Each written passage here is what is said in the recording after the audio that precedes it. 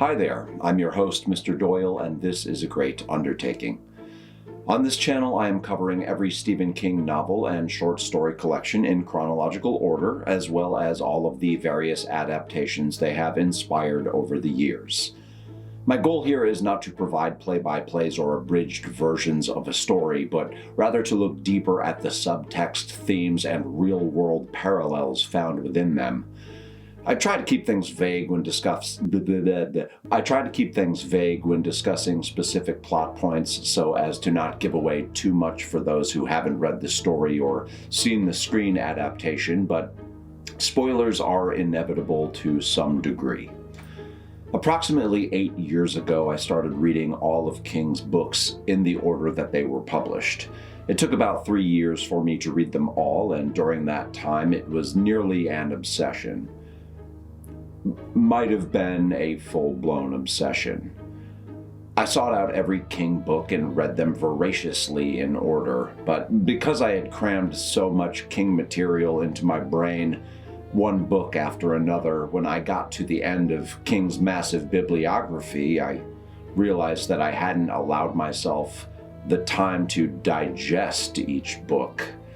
I was always so excited to start the next story and get to the next novel that I wasn't fully appreciating or allowing myself to feel the full impact of each book. So when I read Cujo again for the second time, I was startled by how hard it hit me. I had forgotten, or perhaps never entirely realized in the first place, just how emotionally demanding the story is. Also, I normally wear a costume that is geared toward a character or theme for each book I discuss, but I ran out of time and I didn't remember to order a dog costume. So instead, I'm going to be wearing this fox head.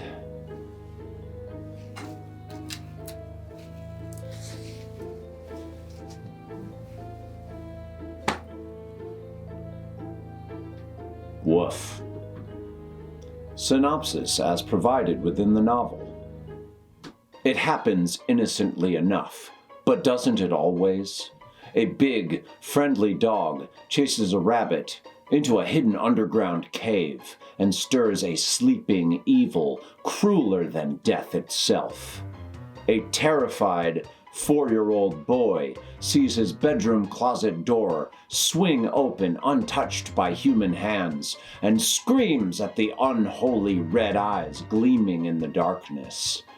The little Maine town of Castle Rock is about to be invaded by the most hideous menace ever to savage the flesh and devour the mind.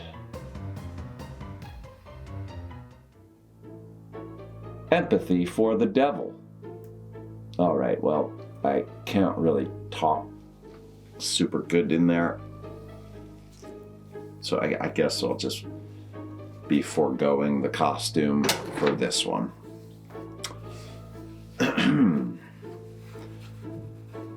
Out of all of the King books I've revisited since starting this channel, Cujo elicited feelings of empathy like no other. In my opinion, at the time of publication, Cujo was the most devastating story King had written since Carrie.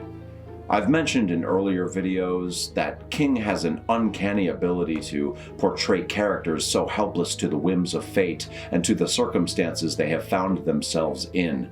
As a result of these circumstances, they unwittingly inflict harm and cause immeasurable damage, and yet we can't find it in ourselves to blame them or hold them responsible.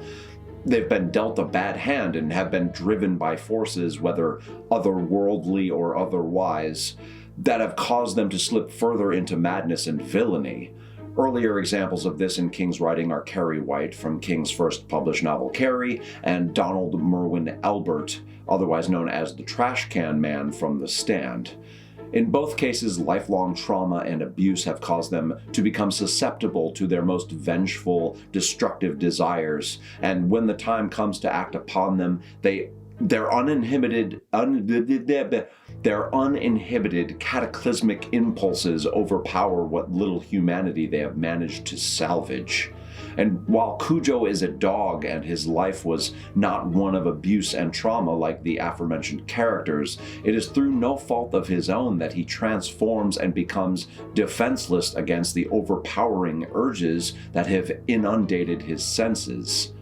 As the reader is subjected to the slow unraveling of poor Cujo, we are made to feel deeply for him. When we are first introduced to him, he is a pure soul, genuinely good and without shame. He is incorrupt and sweet. Cujo was a good boy. He was loved, and he loved in return. But as he loses touch with reality, he becomes increasingly unstable. His ability to differentiate between the real world and the perceptions of his corroding consciousness wane uncontrollably. His autonomy is taken from him. Control of his mind, of his body, of his actions is gradually, quietly absconded with. Even when he is at his worst, we understand that his sickness and likely more malicious, unearthly forces are at fault. And while we feel the terror and fear of his victims and his hostages, we never hate Cujo. He too is a victim of fate or coincidence or circumstance. Whatever the case may be, we pity him, and the overwhelming pain and iniquity he endures causes the reader to wish he would be all right rather than to wish him dead. And Cujo is hardly the only character in this story who garners our empathy. Clithrophobia, the fear of being trapped. Clithrophobia, a lesser-known phobia, relates to the fear of being trapped, locked in, or unable to escape. Often this fear is related to a concern that one will experience panic or significant discomfort, yet will be unable to leave the situation which is causing said panic and discomfort. And beyond being a book about a Saint Bernard possessed by a malevolent disease or spirit, Cujo is a story in which many of the characters experience and cope with, to varying degrees of success and severity, the fear of being trapped.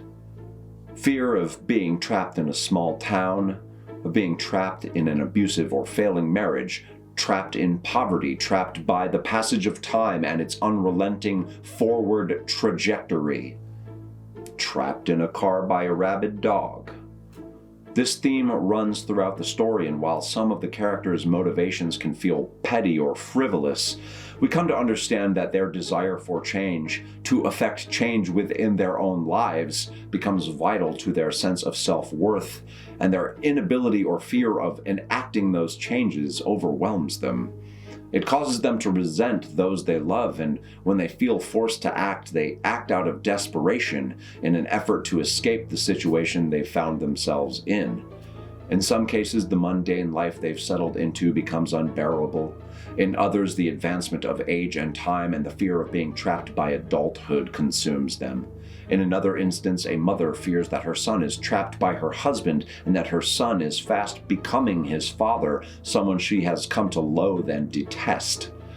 Each of these characters deals with their fear of entrapment in their own way, but in most cases their choices, made in desperation, only serve to further exacerbate the precarity of the trap which they felt they were ensnared in.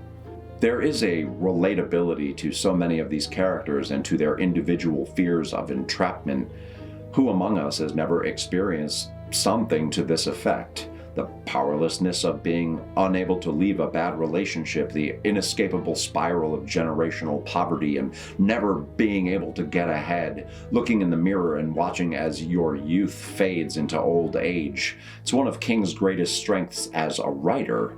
He harnesses and exploits our insecurities, our own experiences, in this case with feeling trapped, and uses those experiences to make us vulnerable to the vulnerability of the characters in his story. Return to Castle Rock. On top of the aforementioned themes, Cujo also touches on some supernatural themes that are perhaps less emphasized than the central human struggles featured within the story. At first, it isn't clear if what we are being shown by King is in fact a nefarious evil force at work, or if the inexplicable occurrences are merely the imaginings of a vulnerable, imaginative child and the result of unfortunate coincidence. However, as the story continues, and even within the first chapter of the book, King alludes to the fact that there is indeed something dark working within the town of Castle Rock. Cujo is the first of King's novels in which he ties in one of his previous publications, The Dead Zone, and we come to find that past evils from that story, which also took place in the fictional Maine town of Castle Rock, have seeped into the ground and become a part of the unfortunate town's foundation. What at first appears to be a bad dream begins to seem more like some sort of shared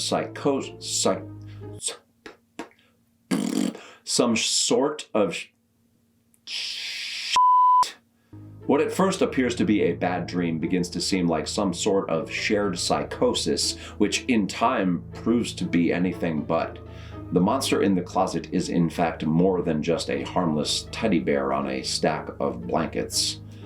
Cujo is the second of the Castle Rock stories and is just the beginning of what would become an exercise in world building that King would elaborate and expand upon in various novels and short stories over the course of his career. Castle Rock is, of course, just one of the famous imagined towns that King has created, crafted, and terrorized over the years. I've included a link to a list of each and every instance in which King uses the setting or even references the town of Castle Rock in his writing. Final thoughts. Of the books I've reread thus far, Cujo is among my favorites. The subtlety of the supernatural elements combined with the struggles of the various characters and the overall dynamics of the story kept me reading long after I should have been in bed. And like any good page-turner, it kept me awake long after I had put the book down for the night. While King claims he barely remembers writing the book due to it being written at the height of his struggle with alcohol addiction, it is a testament to his ability to rope in the reader and leave them contemplating in devastation long after the last page has been turned.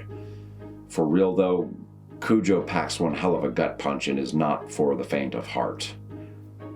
Next week, I'll be watching and dissecting the 1983 movie adaptation of Cujo, and we'll see how it holds up in comparison to the book. I honestly can't remember if I've ever seen the movie before, so I'm looking forward to checking it out and most likely being deeply disappointed by it. New videos drop on this channel every Saturday at 10 a.m. Eastern Standard Time, so choke that subscriber bell to death to get notifications. Okay, goodbye. Be sure to click like and subscribe to the channel for my continued analysis of all things Stephen King, pretty please with blood and guts on top. My name is Mr. Doyle, and this has been a great undertaking.